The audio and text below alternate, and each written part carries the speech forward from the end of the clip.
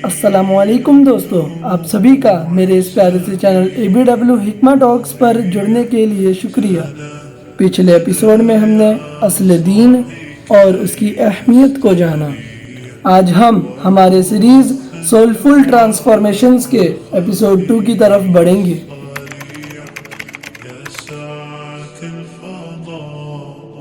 तो दोस्तों, आज के इस एपिसोड में हम ऐसे टॉपिक पर बात करने वाले हैं जो हर मुसलमान के लिए ज़रूरी है, दिल का तज़किया करना, यानी कि दिल को पाक करना।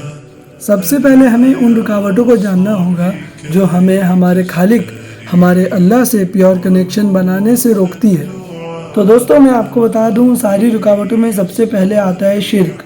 शिर्क इस्लाम में सबसे बड़ा गुनाह है। शिर्क is the most sensitive issue in the site of अल्लाह। आपके मन में ये सवाल आया होगा कि क्या मुसलमान भी शिर्क करते हैं? तो इसका जवाब है हाँ, कुछ मुसलमान भी शिर्क करते हैं। जब एक मुसलमान अल्लाह के सिवा किसी और को माबूद बना लेता है और अल्लाह के सिवा किसी और से मांगना शुरू कर देता है या अल्लाह के सिवा किसी और के थ्रू मांगना शुरू कर देता है, तो वो शिर्क कर रहा होता है। क्योंकि हमें मांगना सिर्फ अल्लाह ही से चाहिए, क्योंकि वही है जो हमें अता कर सकता है। इसका जवाब मैं आपको कुरान के रेफरेंसेस के साथ देता हूँ।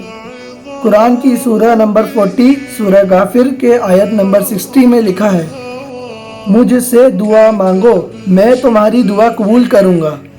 आप एक बार खुद सुन लीजिए। तुम्हारे परवरदिगार ने फरमाया है कि तुम मुझसे दुआ करो, मैं तुम्हारी दुआ कबूल करूँगा। यहाँ इस आयत में अल्लाह ने सीधा हुक्म दिया है कि सिर्फ दुआ उसी से मांगी जाए। किसी और को पुकारना या वसीला बनाना अल्लाह की कुदरत पर शक करना है, क्योंकि अल्लाह ने हमें खुद ही कुरान में बोल दिया है कि हमारा अल्लाह से डायरेक्ट कनेक्शन हो सकता है, हमें किसी मीडियम की ज़रूरत नहीं है। इसी तरह सूरह बकरा की आयत नंबर 186 में कहा गया है, और जब मेरे बंदे मेरे बारे में तुमसे पूछें तो उन्हें मालूम हो कि मैं उनके पास ही हूँ, मैं पुकारने वालों की दुआ सुनकर कबूल करता हूँ। एक बार खुद सुन लीजिए। पैगंबर, जब तुमसे मेरे बंदे मेरे बारे में दरियाफ्त करें तो उन्हें मालूम हो कि मैं तो तुम्हारे पास ही हूँ। जब कोई पुकारने वाला मुझे पुकारता है तो मैं उसकी दुआ कबूल करता हूँ। इसी तरह कुरान की सूरह नंबर 26 सूरह अश-शुरा की आयत नंबर 213 में कहा गया है, अल्लाह के साथ किसी और को मत पुकारो वरना तुम अजाब पाने वालों में से हो जाओगे। ये भी एक बार सुन लीजिए। तो अल्लाह के सिवा किसी और माबूद को मत पुकारना वरना तुमको अजाब दिया जाएगा। मैं इस वीडियो में यूज़ होने वाले सारे सूरह की ट्रांसलेशन की लिंक आपको डिस्क्रिप्शन में दे दूंगा। और आपको मैं एक बार फिर से बता दूं, यहाँ पर आपको गलत प्रूव करना हमारा एम नहीं है, आपको सही बातें, हक बातें बताना एम है। और अगर मैं आपको गलत बातें बताऊंगा तो क़यामत के दिन में अल्लाह को जवाब दूंगा। दूसरा जो सबसे बड़ा रुकावट बनता है हमें अल्लाह ताला से प्योर कनेक्शन बनाने में, वो है रियाकारी। रियाकारी से मुराद है वो इबादत जो अल्लाह के रज़ा के बजाय लोगों से तारीफ़ पाने के लिए की जाती है। आसान शब्दों में कहूँ तो दिखावे वाली इबादत। मिसाल के तौर पर अगर कोई शख्स सदका सिर्फ इसलिए देता है कि लोग उसकी तारीफ़ करें तो ये रियाकारी है। मैं आपको रियाकारी पर भी एक कुरान का रेफरेंस दे देता हूँ। कुरान की सूरह नंबर 107 सूरह माऊन की आयत नंबर 4 से आयत नंबर 6 में लिखा हुआ है कि तो ऐसे नमाजियों की खराबी है जो अपनी नमाज की तरफ से गाफिल रहती हैं, जो रियाकारी करते हैं। तीसरी जो बड़ी रुकावट आती है वो है निफाक, मुनाफिकत। निफाक का मतलब होता है ज़ाहिर और बातिल में इख्तिलाफ। ज़ाहिरी और बातिन में इख्तिलाफ से मतलब है कि इंसान का ज़ाहिरी अमल और दिल की नीयत या फिर ईमान का मुख्तलिफ होना, यानी कि अलग अलग होना। चौथा जो रुकावट बनता है वो है हसद। हसद को हम जलना भी बोल सकते हैं। हसद का मतलब होता है किसी की नेमत को देखकर उससे जलन महसूस करना और चाहना कि वो चीज़ उससे छीन ली जाए। ये दिल को काला कर देता है और इंसान को अल्लाह से दूर कर देता है। मिसाल के तौर पर अगर एक शख्स जो अपने भाई का अच्छा घर देखकर जलन करता हो और दुआ करता हो कि उसका वो घर बर्बाद हो जाए, ये हसद है। 5واں رکاوٹ جو ہمیں اللہ سبحانہ و تعالیٰ سے پیور کنیکشن جوڑنے سے روکتا ہے وہ ہے غفلت۔ غفلت یعنی اللہ کو بھول جانا، اس کا مطلب اللہ کی یاد سے غافل ہو جانا، اس کے احکام کو نہ ماننا اور دنیا کی چاہت میں ڈوب جانا۔ مثال کے طور پر ایک شخص جو پیسہ کمانے کے چکر میں حرام طریقے اختیار کر لیتا ہے اور نماز اور عبادت کو بھی چھوڑ دیتا ہے، یہ غفلت کا عالم ہے۔ 6واں اور آخری ہے تکبر۔ تکبر یعنی کہ گھمنڈ کرنا، غرور کرنا۔ تکبر کا مطلب ہے کہ اپنے آپ کو دوسروں سے بہتر سمجھنا، انہیں نیچا دکھانا۔ یہ ابلیس کا سب سے بڑا گناہ تھا جس کی وجہ سے اسے اللہ کی رحمت سے نکال دیا گیا۔ آپ ایک بار خود سوچئے، ابلیس نے کیا اور کوئی گناہ کیا تھا؟ صرف اس نے تکبر کیا اور اللہ نے اسے اپنے جنت سے نکال دیا۔ لوگوں کو یہ غلط فہمی ہوتی ہے کہ تکبر صرف پیسوں سے ہی ہوتا ہے یا پھر کچھ ہی چیزوں سے ہوتا ہے، لیکن تکبر تو ہر چیز سے ہو سکتا ہے۔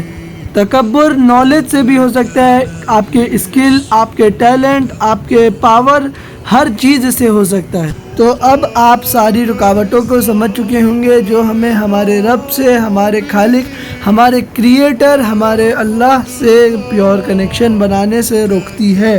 تو ہمیں ہمارے اللہ سے سچا تعلق جوڑنے کے لیے اپنے دل کی صفائی کرنی ہوگی۔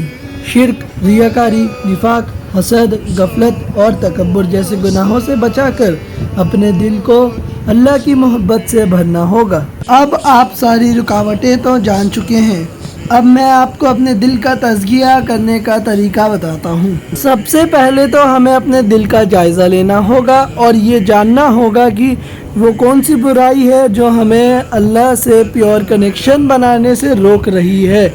میں تو آپ کو ساری برائی بتا چکا ہوں، اب آپ کا کام بچا ہے، آپ کو اپنے دل کا جائزہ لینا ہوگا۔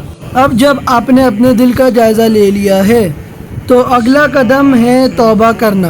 لیکن یاد رکھیے گا، توبہ صرف ایک معافی مانگنے کا نام نہیں ہے، یہ صرف لفظوں کا اظہار نہیں ہے، یہ صرف زبان سے معاف کر دو کہنا بھی نہیں ہے۔ توبہ تو گناہوں کا احساس کرنا، ان سے دور ہو جانا اور انہیں دوبارہ نہ کرنے کا ارادہ کرنا ہے۔ یہ ایک نئی شروعات ہے جس میں بندہ اپنے گناہوں کا احساس کر کے اللہ سے رحمت کی التجا کرتا ہے۔ توبہ وہی ہوتی ہے جو دل سے نکلے۔ یہ تو اللہ کی طرف لوٹ آنے کا ایک عظیم سفر ہے۔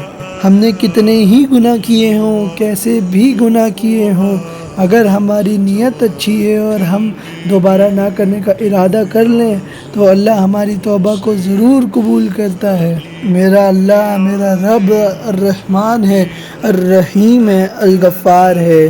اس کی رحمت سمندر سے بھی گہری ہے، اس کی رحمت آسمان سے بھی اونچی ہے۔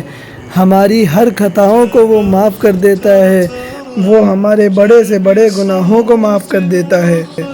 آپ ایک بار سچے دل سے توبہ کر کے تو دیکھو، اللہ آپ کو معاف کر دے گا۔ اب میں آپ کو توبہ پر قرآن کی کچھ آیتیں سناتا ہوں۔ یہ کچھ دل کو ڈرا دینے والی آیتیں ہیں۔ سورہ الزمر، سورہ نمبر 39، آیت نمبر 53 سے 55 تک۔ سیدھا آڈیو ہی سن لیجئے۔ اے پیغمبر، میری طرف سے لوگوں کو کہہ دو کہ اے میرے بندو، جنہوں نے اپنی جانوں پر زیادتی کی ہے، اللہ کی رحمت سے نا امید نہ ہونا۔ اللہ تو سب گناہوں کو بخش دیتا ہے، بے شک وہی تو ہے بڑا بخشنے والا، بڑا مہربان۔ اور اس سے پہلے کہ تم پر عذاب آ واقع ہو، اپنے پروردگار کی طرف رجوع کرو اور اس کے فرما بردار ہو جاؤ، ورنہ بعد میں تم کو مدد نہیں ملے گی۔ اور اس سے پہلے کہ تم پر ناگہاں عذاب آ جائے اور تم کو خبر بھی نہ ہو، اس نہایت اچھی کتاب کی جو تمہارے پروردگار کی طرف سے تمہاری جانب نازل ہوئی ہے پیروی کرو۔ مگر توبہ کے کچھ شرائط بھی ہوتے ہیں جو میں آپ کو ابھی جلدی سے بتا دیتا ہوں۔ توبہ کا قبول ہونا 4 شرائط پر مبنی ہے۔ پہلا، اخلاص۔ توبہ صرف اللہ کے لیے ہونا چاہیے، دنیا کو دکھانے کے لیے نہیں۔ دوسرا ہے پچھتاوا، ندامت۔ ہمیں اپنے گناہوں پر خود سے شرمندگی ہونی چاہیے۔ تیسرا شرط ہے گناہ کو چھوڑ دینا۔ توبہ کا مطلب ہی ہوتا ہے کہ گناہ کو ترنت چھوڑ دینا اور اس پر قائم نہ رہنا۔ ایسی توبہ کر کے کیا فائدہ جس میں آپ توبہ کرنے کے بعد بھی گناہ کر رہے ہیں؟ آپ کی نظر میں آپ اللہ کو دھوکہ دے رہے ہیں، مگر آپ اور کسی کو نہیں، خود ہی کو دھوکہ دے رہے ہوتے ہیں۔ چوتھا ہے کہ آپ اس گناہ کو دوبارہ نہ کرنے کا پکا ارادہ کر لیں اور اس گناہ کو چھوڑنے کا پکا ارادہ ہو۔